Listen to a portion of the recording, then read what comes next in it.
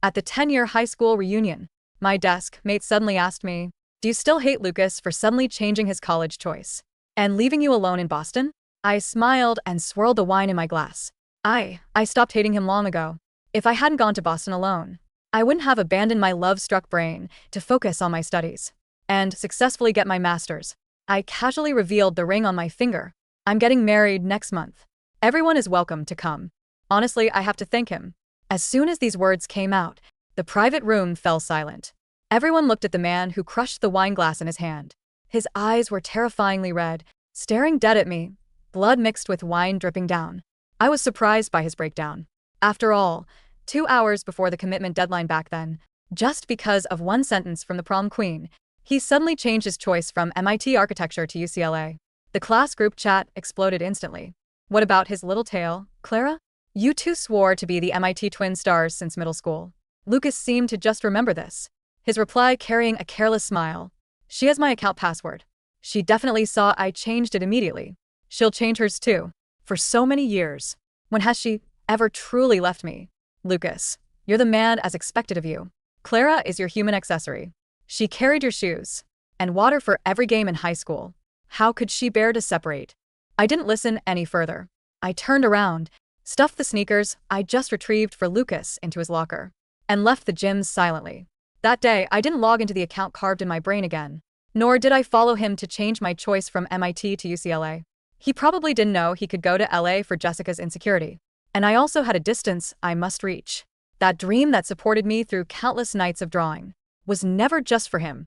Getting into MIT architecture together was an oath we made while munching on Cheetos on the old playground.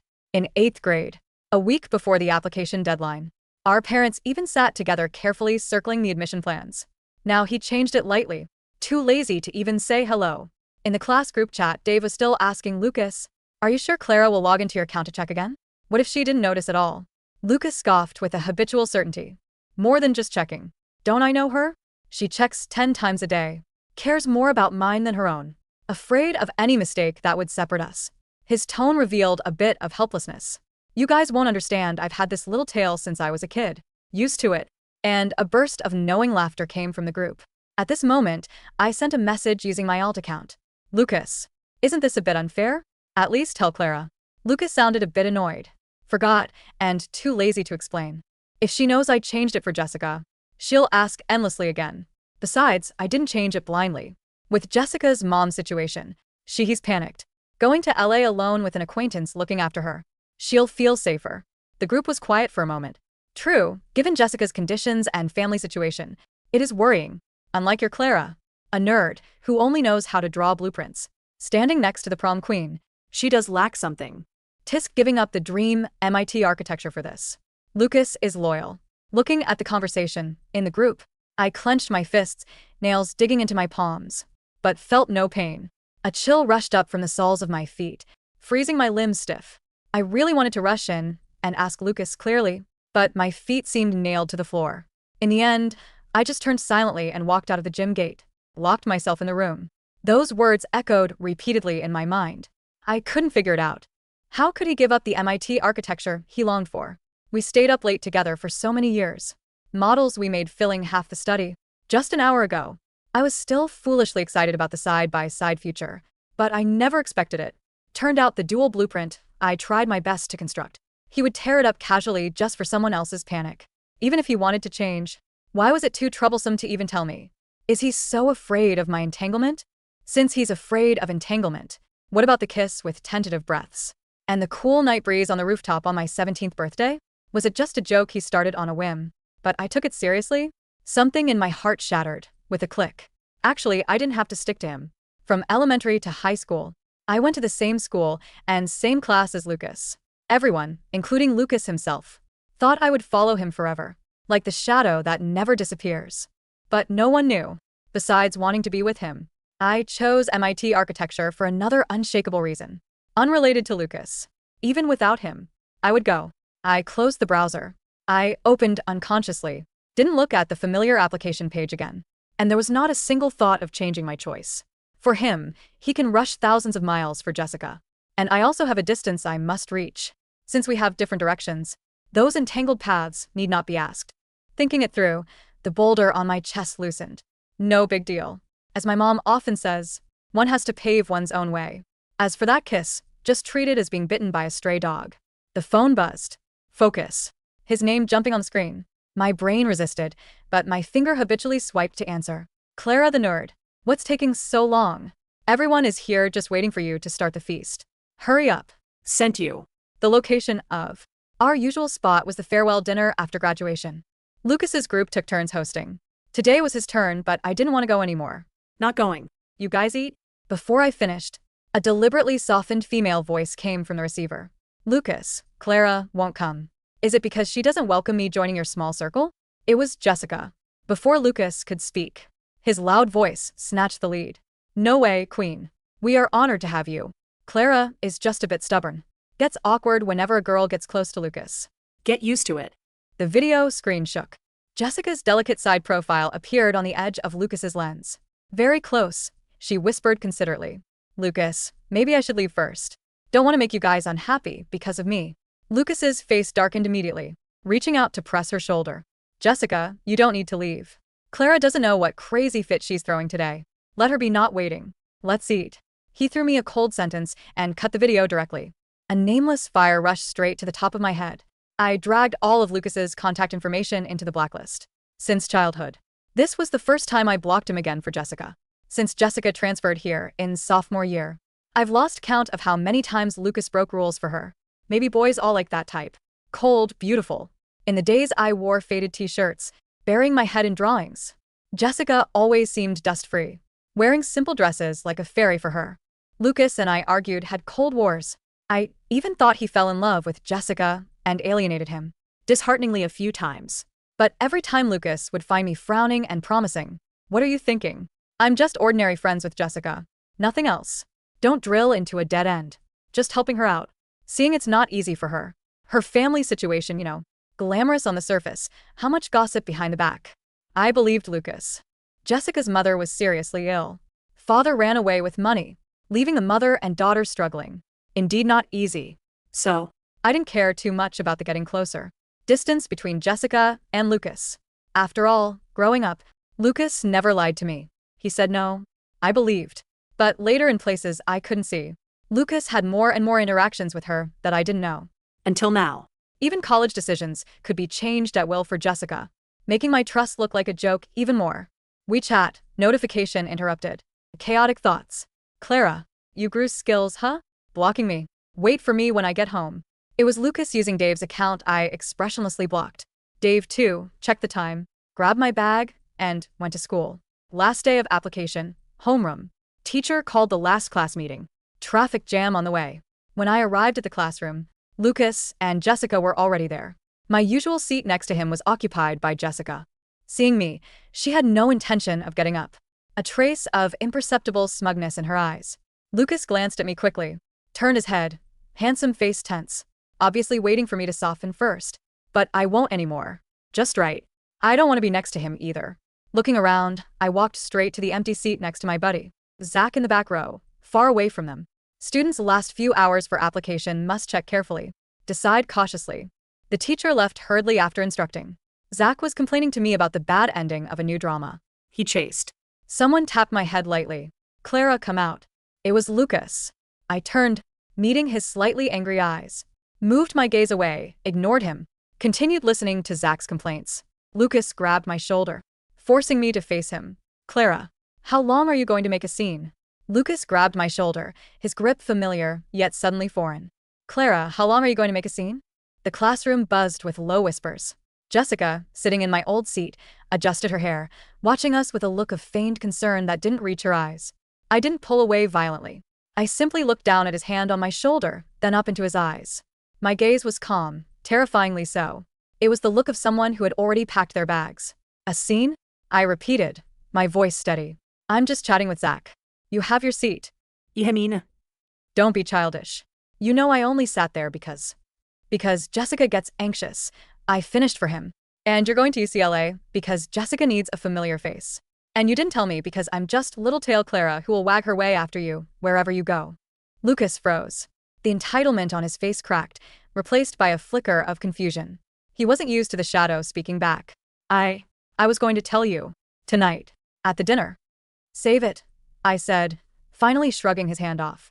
And by the way, change your password. I won't be logging in to fix your mistakes anymore. Clara, stop it. You're applying to MIT. We agreed. I am applying to MIT, I said, a small, cold smile touching my lips. You're the one who isn't. I turned back to Zach, who was staring at me with wide, impressed eyes. So, about that drama finale? Lucas stood there for a moment, his jaw tight, before stomping back to Jessica. I could hear her whispering, "She's just jealous, Lucas. She'll calm down." She wouldn't. That night, I didn't go to the farewell dinner. Instead, I sat in my room, the glow of my laptop illuminating the dark. I logged into the admissions portal. My cursor hovered over the withdraw button for a split second, a phantom reflex, before I moved to the final confirmation page for MIT. Submit. I walked over to the shelf where a scale model of a futuristic library sat, our 10th grade project. We had built it together. I picked it up. It was fragile, made of balsa wood and dreams. I placed it gently in the trash bin. The next day, the MIT Twin Stars nickname was dead. I walked the halls alone, headphones on, sketching in my notebook. When Lucas tried to corner me by the lockers, I was busy talking to a teacher. When he texted, I didn't reply. Prom night came. I wore a deep emerald dress that I bought alone. I didn't wait for a corsage. I went with Zach and a group of art students. We laughed, danced, and drank terrible punch. Across the gym, I saw Lucas. He looked miserable. Jessica was clinging to his arm, whispering something that made him frown at his phone. He kept looking over at me, waiting for me to come rescue him from his own choices. I raised my cup to him from across the room, then turned my back. The day I left for Boston, it was raining. My parents drove me to the airport. They were proud but worried. They knew how intertwined Lucas and I had been. "Are you sure you don't want to say goodbye to him, sweetie?" Mom asked. "I already did," I said, watching the raindrops race down the window. As I checked my bags, my phone vibrated. "Lucas, I'm at the gate." Where are you? "We need to talk before you board." "Lucas. Clara, don't do this." "I'm sorry, okay?" Just come talk to me. "Lucas. Jessica is crying because she thinks she ruined us. Fix this." I looked at the messages. The old Clara would have sprinted to find him, desperate to soothe his ego. The new Clara felt a wave of exhaustion. I typed one final message. "Clara, good luck in LA, Lucas. Take care of her." Then, I removed the SIM card from my phone and dropped it into the trash next to the security checkpoint. I walked through the metal detector. I didn't look back.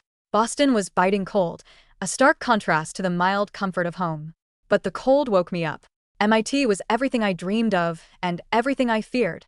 The workload was crushing. There were no Cheetos on the playground, no Lucas to copy notes from. There was only the studio, the smell of graphite, and the relentless pursuit of perfection. For the first semester, I was a ghost.